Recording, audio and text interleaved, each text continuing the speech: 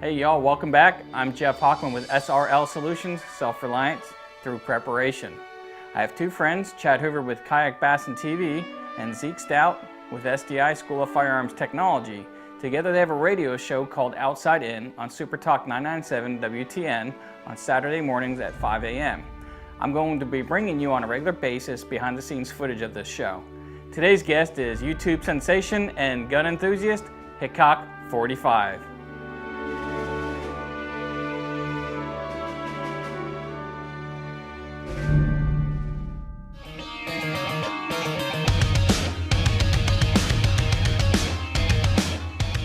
All right, welcome back to the Outside In Show on 99.7 WTN Super Talk. All right, this segment's brought to you by Hook One Outfitters out in beautiful Hendersonville, Tennessee, right on Old Hickory Lake. Let's get back to it.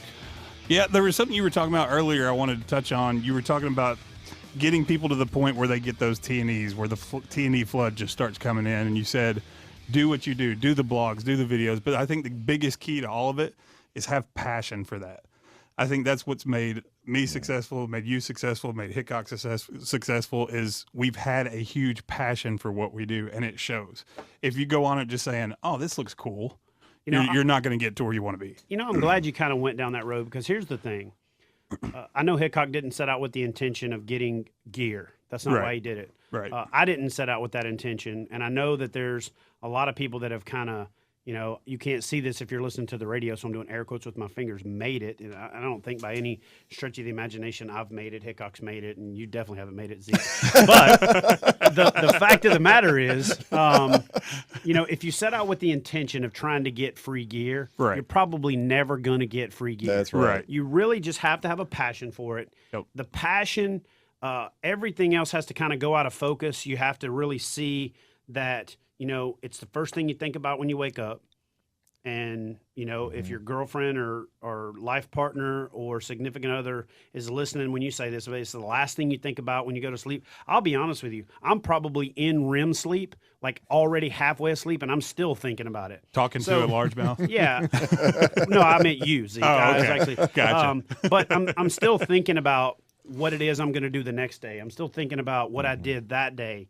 I'm putting together, my next adventure in my head. It's one of these things. It just never stops. It's like it's a form of obsession that you really can't explain. And you got to be in touch with what it is that you really want to do. We get the question pretty often about how do I start a YouTube channel? I want to do what you do, Hickok, or how do you do? You got any advice for me? And John and I always have the same advice, and we even did an FAQ video about it. There's no secret formula. Just do what you're passionate about. Do what you want to do. You're not going to be me or any of the other YouTubers. Do what is you and what you have fun doing, because you can't count on it being very successful necessarily or making a lot of money. Just do what you enjoy doing, and then it will. If people like it, they'll watch it, and it'll probably be better because you know what you want to do. Well, let me tell you something that you said during the break, and kind of when we were getting our collective thoughts together for the show. You said something about, you didn't actually load your first video. You went back and watched it later, and you cringed, or I forgot the exact words you used, but you're like, oh, it wasn't the best video. And so the only reason you say that is because you've watched yourself, you've critiqued yourself, and you've improved by yourself. We all get feedback from fans. We all get emails. We all get comments on the YouTube. We get the private messages. But to me, I think the biggest secret to being successful in the entertainment, the informational, or the promotional arenas is you have to be your own worst critic. You have to watch yourself and go, ooh, I really wish I would have said that differently. I wish I would have done that better. I wish I would have expounded on this topic or that topic. I wish I would have been a little less pluggy and a little more informational. I wish I would have been a little more entertaining and a little less, informational. So do you find that you watch your own videos, not for the sake of like, that's me. He's so handsome. He does. So watch the it. videos for the sake of picking up on things that you could have done better, being your own worst critic. And, it's kind of like, you know, the Van Goghs and the famous painters of the world that supposedly were never happy with their paintings. They never finished them. And Don't so, cut your ear off, please. Yeah.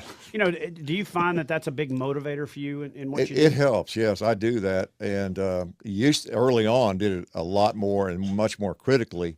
And we've done over 1,100 videos now there, and at the shooting table or in the woods. And I have developed a feeling, like we all do. You know, I just have a feeling that one wasn't as good as I could have done, and we look at all of them before we post them, and definitely, I should have done this or I should have done that, and I'm never totally satisfied.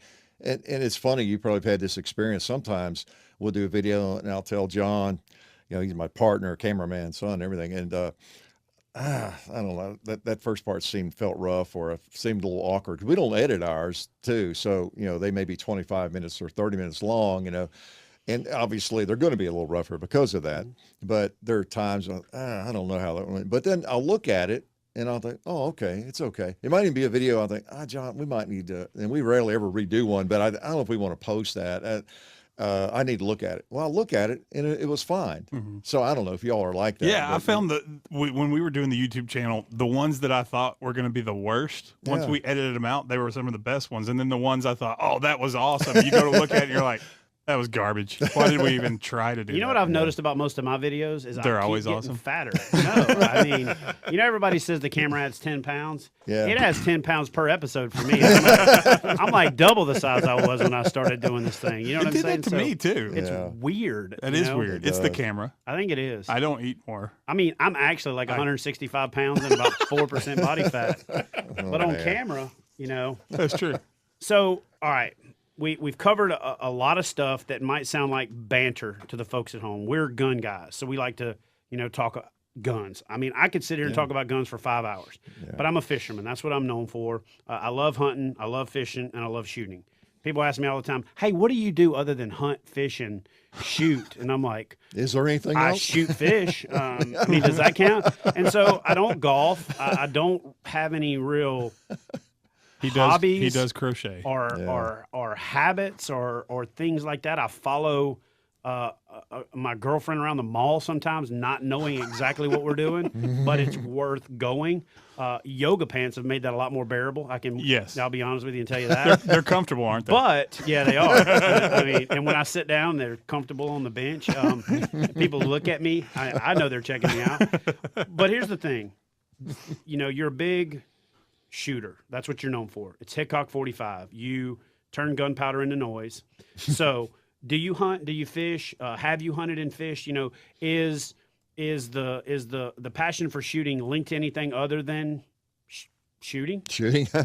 I have hunted and I have fished, but most of that would go back into my teenage and early 70s, really.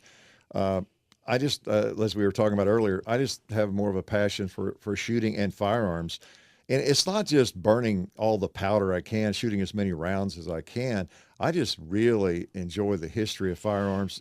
So I've got so much passion with that. And too many other hobbies, motorcycle, bicycling, mountain biking, road bike. I just have always had a lot of hobbies.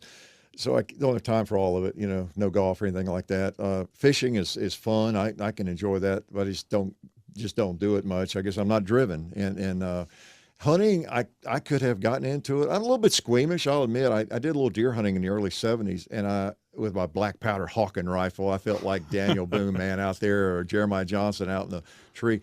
Yeah, but I'll Daniel tell you, I Boone- was a little afraid I'd get one. Daniel Boone wasn't 6'10" though. That's so right. Let's just clarify That's that for the true. folks at home. Yeah. So I was really afraid I'd actually get one. I'd have to field dress it. True. I was actually jealous when I met Hickok for the first time. He walked into the studio, and I'm like, I'm the tallest guy in the industry. And he walks in, I'm like, crap. I'm not. But you're still the biggest. Yeah. That's so- true. He thought he was the most handsome until that day, too. That's you true. know. He ruined all kinds of Yeah. ego for me. I don't know if you Just listened to crash the and first burn. show, Hickok, but we clarified that Zeke is actually a giant Zach Brown. You know, the country. Oh, music. yeah, he is Yeah. kind of, Yeah, isn't he? that's what He people say. is. Yeah, my wife and I went to the country music festival this year. Yeah, yeah. And I got to hear him several times. It's funny because a couple of Halloweens ago, I was out trick-or-treating with my kids, and I didn't dress up, but I had a beanie on. And I don't know how many people were like, "Oh, that's great. You're Zach Brown for Halloween." And I'm like, "No." That's great. You're like, no, I'm Zach Brown every day. Every day. So, Yes. all right. So The camera makes me look shorter. So you don't hunt, you don't fish. I get that. I don't do a lot of things other people do. You know, I know this is going to sound bad. I'm going to get a lot of flack for it. Go ahead and go to the Facebook page and blast me for it. Do we have one? Where's my computer? You don't go on vacation. I don't go on vacation. People go, hey, when do you ever go on vacation? I'm like, with a life like this, You're you on don't vacation. really got a vacation. I mean, it's work, but I don't really have a desire to go do nothing, because doing nothing for me is not a vacation. Right. Doing something for me is what my life's about. And so just to go do nothing, I would probably go crazy. I probably wouldn't know. So does Hickok45 vacation, like, what is your non-gun thing? Do you have one, or is it just like, man, I got to go shoot something? Oh, I enjoy some travel. I've traveled out west lately a lot, and the East Coast, some of the historical sites in Virginia. I have a passing interest in history. The Jefferson's home. I just love going to places like that, and reading about it, reading history. Read more history now than probably ever have. Then, like I said, I bicycle. Got a new road bike recently, and mountain bike actually, and I enjoy a lot of different things, but my strongest passion is for firearms and shooting. And again, it's not just the shooting. I thoroughly love just taking apart an M1 Garand and cleaning it and tinkering with it, see how it works, and then putting it back together, shoot some more. So it's not just the firing, it's all of that. Total immersion. Yeah.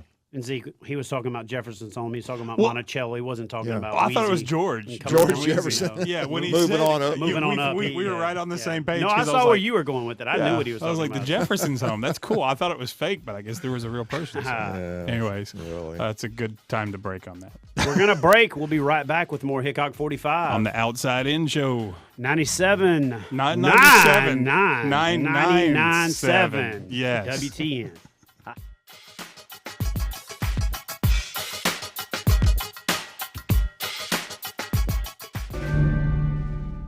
Thanks for watching this episode. I hope it was instructional.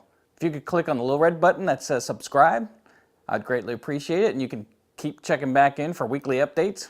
I look forward to hearing from you in the comments section with whatever comments or questions you may have, and interacting with you, my fans, and get any information to you that I can that's relevant to the question. And if you also want to see something in an episode, I'll be happy to give you credit for it and also get the information together for you.